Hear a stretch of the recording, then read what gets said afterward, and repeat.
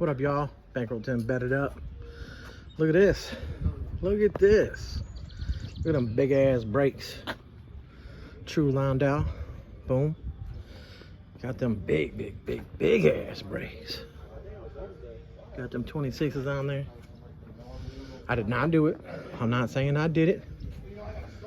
Lawless, I believe, is the ones that did it. The LS motor that's in it is my Isaac low tire performance. You put it all in there. It's got a 9-inch rear end in it. I'm gonna put a ladder bar cross member in it real fast and tie into the lower control arms mounts. So we got the ladder bar cross member, and I'll show you here in a minute on the video, into the next video. Boom. You know, these concave wheels, or whatever you guys call them, they be making it look like there's way more lift. You know, 7-inch lifts be looking way deeper and shit. So anyways, when I get this thing up on the lift here in a minute, I'll show you what the problem is with this car. Too much weight on the shock mount that's on the rear end, but I'll explain that here in a minute. But this is another Chicago box Chevy, just in for some quick little bracing and change the lower coilover mount to an adjustable mount.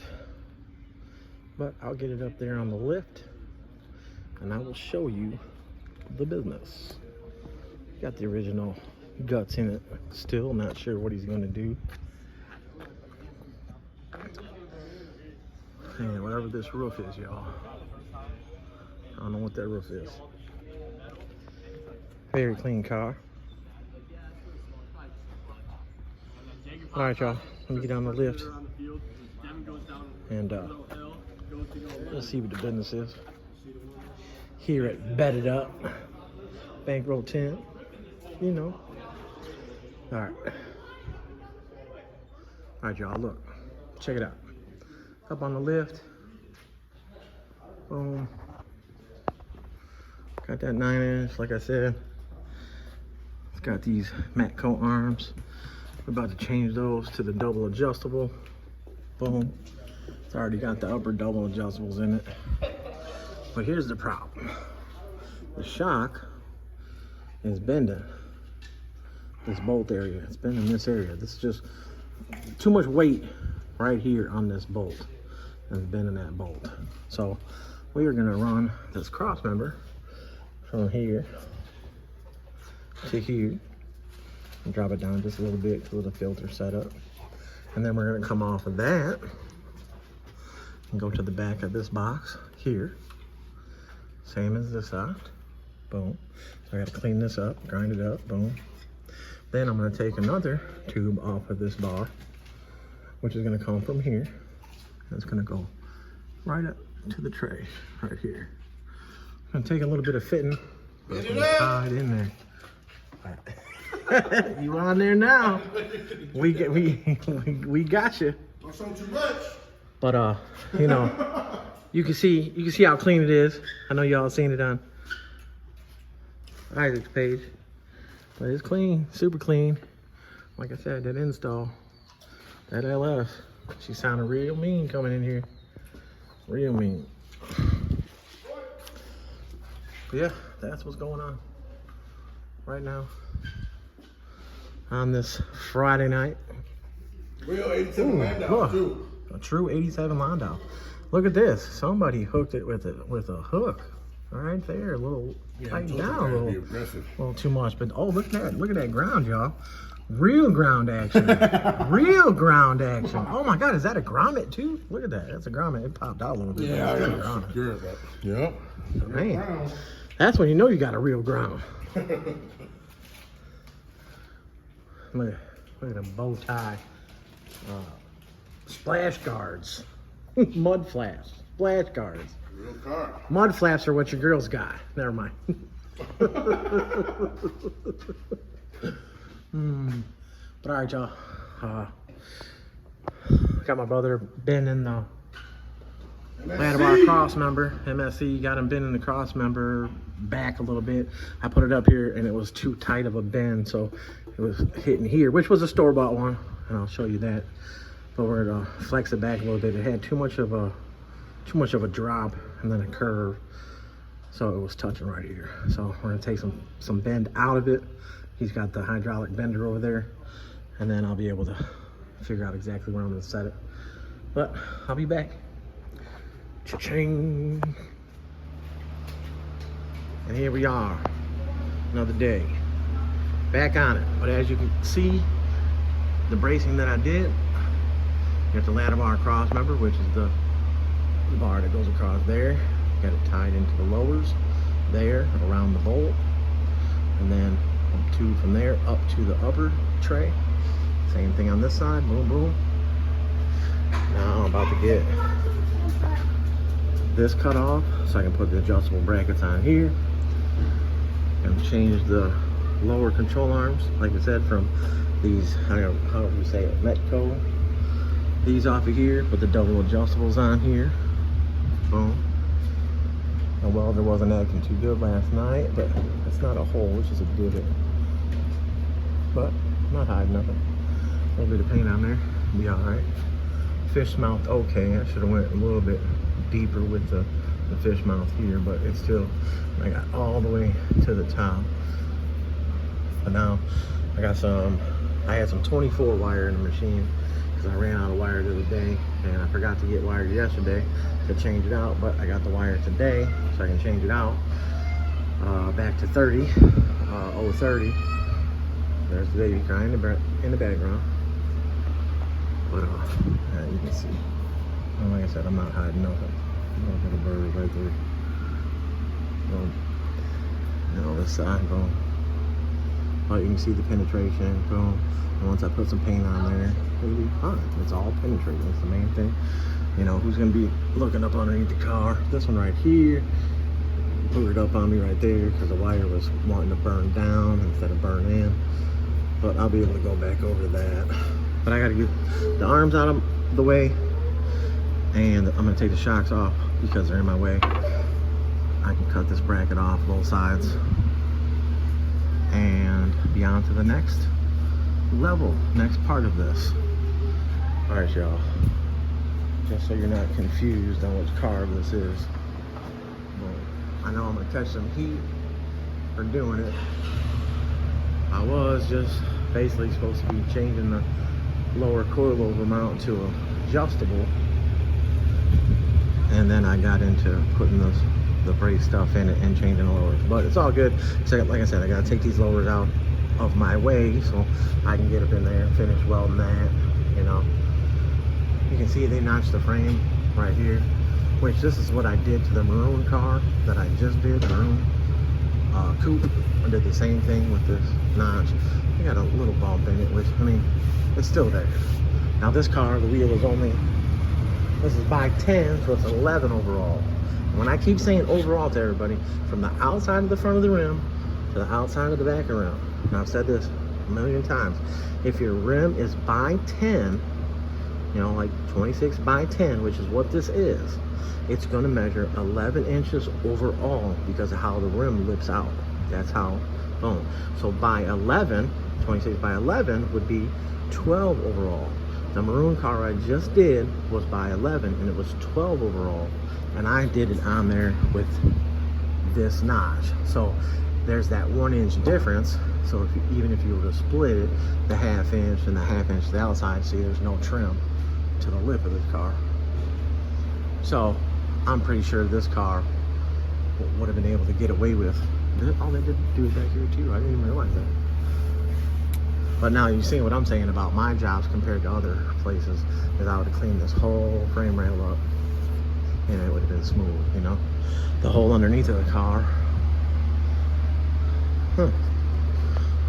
I could have sworn, oh yeah, in the pictures it was white. Now it's painted. Isaac must have did that. But I'm about to paint all that stuff too. Once I'm done with this, with the brackets on here, I'll be able to, I'll paint it and then I'll put the lowers in so I don't get overspray on the lowers. I might have to take the muffler off, or at least undo right here and let the muffler go over, down and over, so it's out of my way. I'll loosen it up there too, so I can get to the top of here to weld it. Yeah, and with this out of the way, I'll be able to get to this side. With the muffler out of the way, I'll be able to get to this side. So, and then of course the front bar, same thing. So, a little bit more work to do. Thought it was gonna be quicker than this, but that's what it is. And I'll be back at you. All right. So as you can see, I got the left arm completely off and out of there. I was saying, so that way I can get up in here, behind here, and weld, boom. But I got to change them anyways. So like I said, the double adjustables, which are right here. Customer bought his own. See the bracket right there on the floor. So how the coilover came down before, and that bracket was here and one bolt here. It was just real weak and bending the bolt. So that's with it cut off and cleaned up. This side cut off with the cutoff wheel. The motherfucker to get in there with those angles. But now I can grind that off, and I'll be able to put the 11 hole. All right, so this setup, this is a 9 hole setup. Excuse me, we're gonna use the gold. And now, like I said, we got the 11 hole setup. So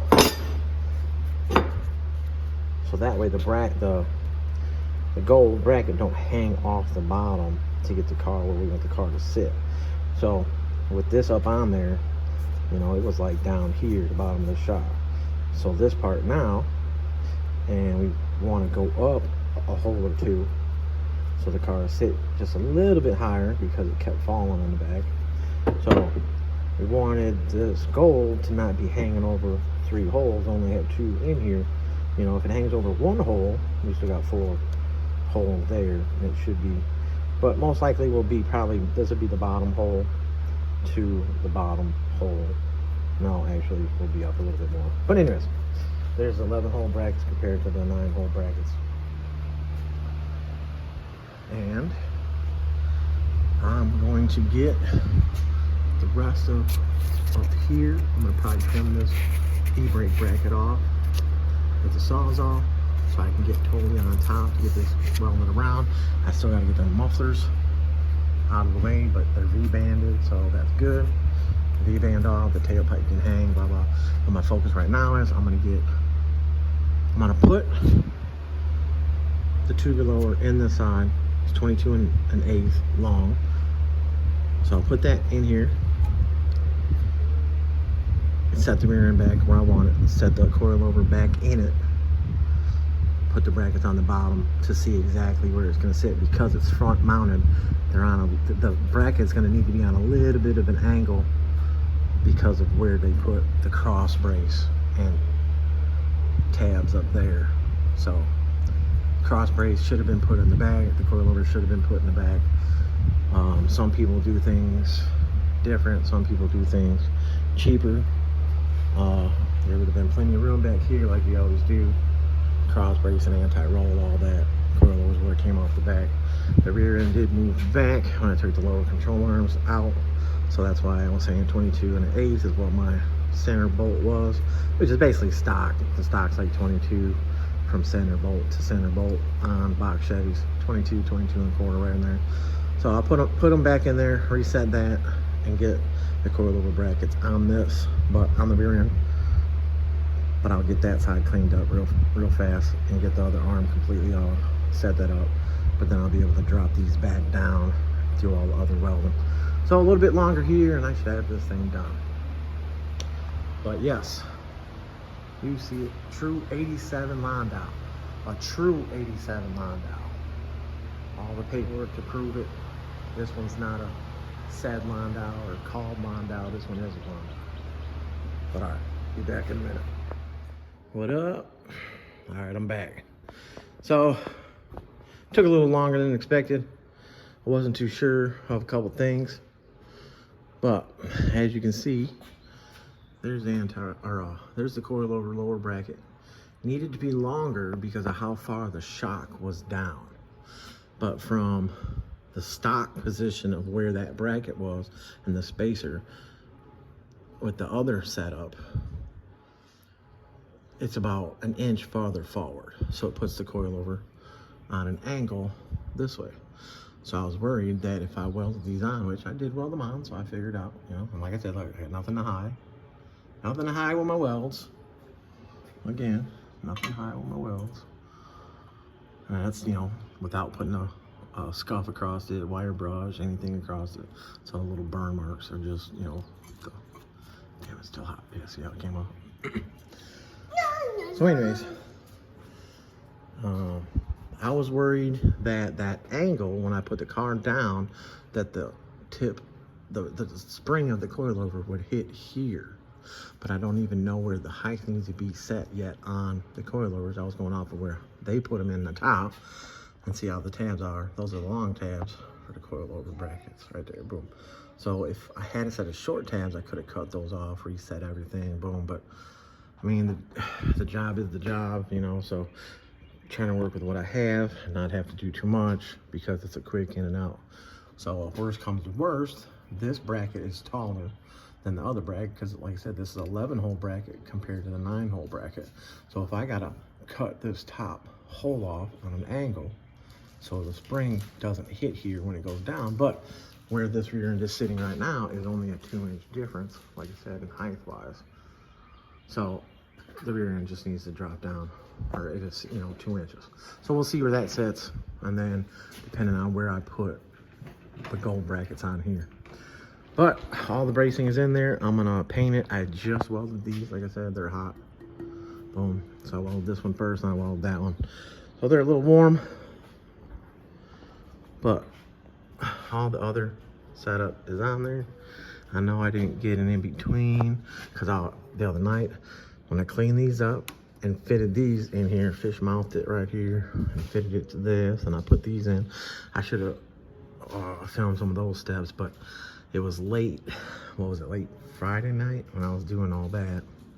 Then yesterday when I got here, I had to take the mat coat arms off, put these arms on, readjust all that, take the exhaust off, so the V-band here, the V-band up here, loosen it so I could twist the pipes out of my way so I could get up into the top up there to weld, to get up on top of here and weld, so I can get it all welded in. I put another little weld right here so that way the bar is to the back of this, which of course, this is your torque box right here. This is your torque box.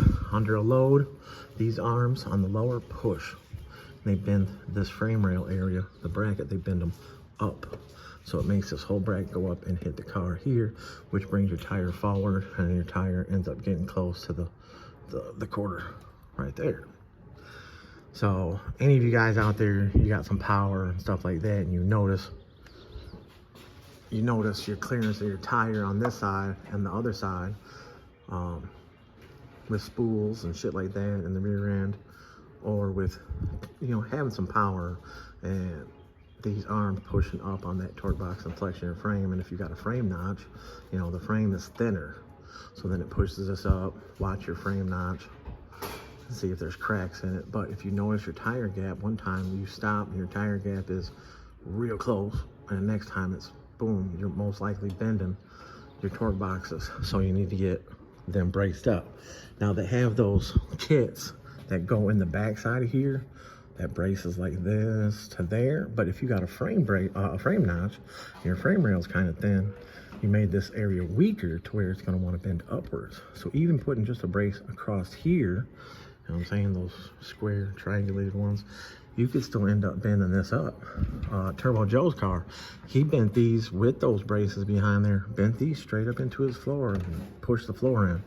That's why my brother Mike, MSC Race Cars, did all that badass bracing underneath his car to tie his car completely together, because over the years, you know, that car's been out a long time, and what, racing since 2015 at the track and shit like that. So that's what, 7 years? 7 years, and you know, his frame just kept tweaking. When it got frame notched, it just made the rail thinner. And when it made the rail thinner, it just made it, you know, weaker through this area. So this ladder bar cross member tied into the frame there. Then it ties into here, boom. Then it ties into the upper tray, which keeps it all tied together so you can't, it won't bend now. It won't bend. I mean, this is just a street car, but you'll probably see the track. But, you know, more knowledge. And if there's other people out there that think different, whatever, you know, comment, let me know. But all right, I'm about to paint, drop them lowers back down because I don't have them bolted in. I just gotta take the bolt out, drop it down out the way, get everything painted, hold a piece of cardboard so I don't overspray on the exhaust and shit. But I'll get all that painted up, which, yeah, a little boogered up right there. The undercoating on the frame. And like I said, I had the 24 wire in the machine, which was an old spool of wire that was around. I used 30 wire, so I had to buy a new spool. And I bought it yesterday from Farm and Fleet. But the old spool, it was just a ragged, you know what? It was, I've had it around for a while. Let's see, did I throw it in here? All right, so, see the color of it? The color is not really, I don't know what it was with it, but this is 24, real small wire. So it would burn and back into the tip of the gun and splat on the floor and shit. And then with the frame having the undercoat and all that. But this spool's been around here for a while, and I think I meant to throw it away a long time ago. Like I was saying, see, 24. I think this is, I ended up with because it was in a box that said 30, but it was actually 24. But it's just, I don't know, weathered or something to where it just don't want to weld. But I didn't have to tell you guys that, but I did because just keeping it real, keeping it 100. All right, y'all, let me button all this stuff back up, put some paint on here, and I will definitely, oh, almost tripped over my baby scooter. Get these coilovers back on here. See if I can't drop this thing down, see where it sits. But once I bolt all that stuff back up, I will, well, you know what, I'll just continue this. I'll be back in a second. All right, y'all, check it out. Got the bracing painted up. Only got a couple little spots on the exhaust of the paint, but I tightened the exhaust back up by the V-bands. Boom, I tried to make them sit, you know, kind of the same. Boom. Everything is somewhat set. I still gotta jam the controller and stuff like that, but I'm gonna set it down and see how it reacts. Which, like I said, the wheel gap is it's only about a 2-inch squish when it goes down. So it should be right back to where it was. I mean, I didn't change spring pressure or nothing. The only thing that is possibly different is the adjustment height here. We're gonna find out where that's at here in a minute when I set it down. But this one I'm gonna show you guys. Boom. Yeah, I don't have the nuts on there yet. I want to see how it sits. Just put the wheels on,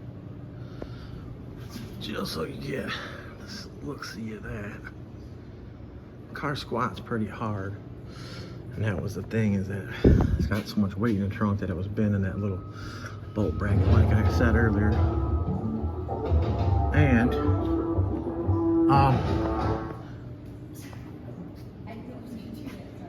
good thing it was only a short little bit. How the hell did you do that? But anyways, so what I was saying before, I was rudely interrupted by the wife over there. Yeah. So this is not the way that I would have normally set up this stuff. You guys watch everything. If you look up on top here at the upper control arm and the anti-roll, okay, see that? What looks like a scuff?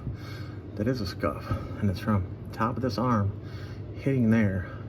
And I've explained before in my videos, that's what happens when you're tucking hard and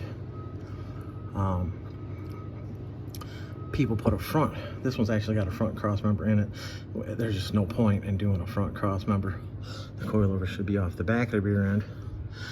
On here, I can see, you know, this rear end might have came with the back brace on it from whatever company this is. So you can see where that is. Would have probably been right here. So the back brace would have came into play. But what you would have done is you would have cut into the back brace, cut this piece off to be able to get your center, so that way the brackets would slide through here. There's another shop out here that did one of these on the back of somebody's rear end that had a brace, and they didn't cut into this. They just put the bracket underneath it, so it only had 3 holes for the bracket underneath. So basically the height of the car was the height of the car. So dumb luck when he set it down that it was kind of near the height that he wanted, or he loosened the spring up some, but it was real jacked up looking. But same thing on this time, on this side, you would just cut into this, cut it off, clean it up, cap that end back off. I mean, obviously if you're fabricating or welding brackets on, that's what you would do. So you just shorten the brace a little bit so that way the coilovers can be on the back. The tailpipes, everybody thinks that you can't have tailpipes. You can have tailpipes. Obviously, if you can see right here, anti-roll's here, and if the coilover was here, you would be able to slide right through here. If you put the coilover in a little bit more, you can actually run the tailpipe right. I mean, look at how much room's here. You know, you can come out over here and bam. So a lot can be done differently as long as you have skills and just, you know, do things custom. A lot of these guys just pull cars in and just weld some shit on real fast or booger it up or whatever and roll it out. Parts changers in and out, in and out, in and out. Okay, that's cool. I'm a custom fabricator. Batted Up Customs. Customs is spelled with a K. Customs is spelled with a K because I do shit custom. I actually do custom fabrication. This ain't no bought kit right here. Excuse me. This was a bought ladder bar cross member. That's what it's called. You can buy it with the ladder bar brackets or without. It's like $100 and it gives you this bend in it. And then you can put it on the frame. I dropped down on the frame because, like I said, look at the floor and how far. I couldn't be back here where we would normally go because of the exhaust and stuff and how it bent down. If I'd have paid attention in the beginning and noticed the V-bands, I could have, you know, twisted them up, but then, you know, it's welded here. So if I'd have twisted the muffler up on this side and then twisted the muffler up on this side, it just would have looked goofy underneath here, you know, which, whatever, it would have worked. But if you're gonna do exhaust and you want frame bracing, do the frame bracing, basically have the mufflers that you want to use and how you want the mufflers to sit. Do the frame bracing based on that. Obviously, if this car was fully frame braced, the sides would be done. This cross member, you could tie into it and make it a removable here. So you cut it here, put the 2 tabs, you know, with the 4 bolts, so that way you could make it removable. You could tie into here. But, I mean, that's with using this. Custom frame bracing, obviously, you would weld your bar to the bar here, come across, and you could put circles in it with some thicker tube, or you can bend it up to fit the floor better, boom. So you can still run your exhaust underneath of it. Turbo cars, you know, with no exhaust, frame brace can be done because there's no mufflers in the way. But yes, we are gonna set it down now and see if this angle, now you can see it better, this angle, I'm wondering if this spring is gonna come real close to the top, you know, when I set it down. But it's only gonna go down, it's 2 inches, so we're about to find out. So let me get right back to this, set it down, and we'll look in the wheels and see what's going on. Back in a minute. Here I am, back. All right, there it is, sitting on the ground. So I got at the beginning of this video, you see the car sitting outside before I touched it. So you see the ass end is lower than what it was. So that was the thing, is they wanted the ass end up some and how it was bending. So where I put the brackets at right now, which was a base start on the adjustable. So now I can move it up 2 holes. I'll go up 2 holes to try that, and it should sit where we want it to. The coilover is touching. See if I can get it back in here for you guys. it is touching the bracket. The spring is just a little bit, not bad. The car goes up and down, up and down. So what I'm thinking is, pinion angle is damn near perfect.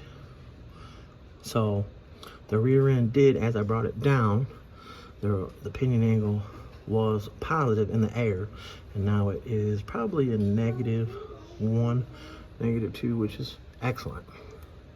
I got the same gap that I had here as when it had the other arms on it. So I'm gonna move the gold bracket up 2 holes, and then that'll move it up higher on the bracket to where the spring should clear the bracket some more. And if I have to file it down a little bit, I'll file it down a little bit. So that is where I'm at now. So I'm gonna go back up. I noticed the car in the video too had a difference. One side was a little bit lower, which was the driver's side, because the springs are still set exactly the same. So when the upper tabs for the coilover was put in, they were off just a little bit. But these cars are never perfect. I've had cars where they turn out, I've measured 15 times from 15 different ways, and they come out with the passenger side being a little bit lower. But as you can see, we're about inch, maybe an inch and a half difference. I haven't put a tape on it yet to see side to side, but you can see it's just leaning a little bit, very little bit. I know I'm picky. All right, I'm gonna take this thing back up in the air and move the coilover brackets up 2 holes to give me some height. That should realistically be about an inch. So an inch should work out fine. If I gotta adjust the springs a little differently and adjust the anti-roll a little differently, because obviously the anti-roll distributes the weight evenly across it. So I'll measure that out real fast, and if one of the links needs to be twisted a little bit longer, I'll twist it a little bit longer, so that way it'll hold the car level across the back. But all right, y'all, I'll be right back. I'm back. All right, y'all, you see, came up a little bit. It's like 5/8 to 7/8 of an inch difference from side to side. So I haven't adjusted the anti-roll, but what I'm gonna show you is what happened here. Boom, I went up 2 holes, and as you can see now, maybe from up here, the spring is not touching the bracket no more. Not rubbing on it, scrubbing on it, nothing.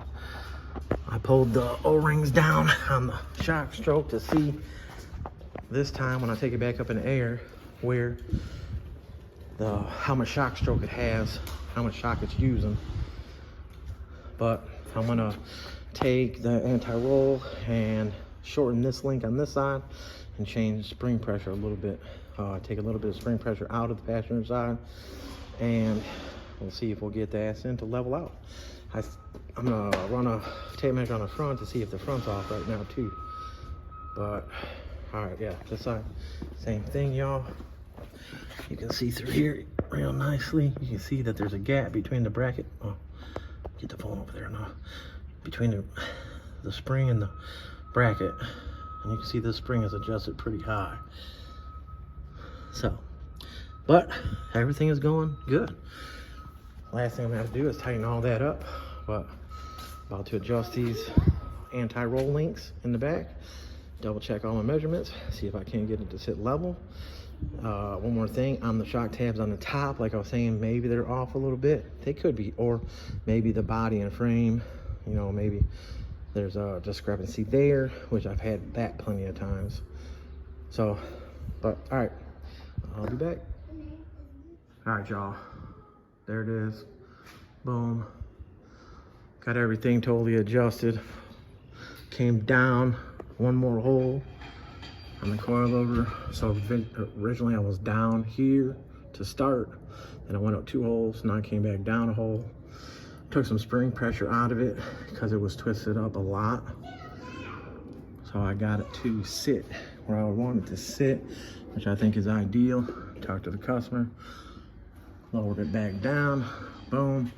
Had to reset the anti-roll, had to put a little bit more pressure in the driver's side so it would even out the ass end. The ass end's still not perfectly level due to when you put too much bind on the anti-roll, you mess with the travel and it made it stiff. So I could only do it a little bit. So, I mean, about a 1/4 inch difference. So really not that bad with what is going on. Boom. But all right, here we are. I'm about to set it down. Everything's tight. I double checked everything. Everything's painted. I'm about to set her down. I'll probably pull it outside. Be right back. All right, y'all. There it is. There it is. Set it up. We could probably tuck it just a little bit more, but then it comes into the spring rubbing that bracket, but it's nice. It's a little squat, a little tough.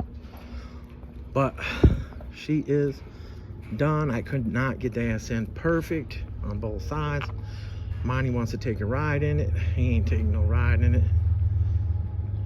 I just took it for a ride, and that's my drug of choice right there, is adrenaline, and got me a little shaky.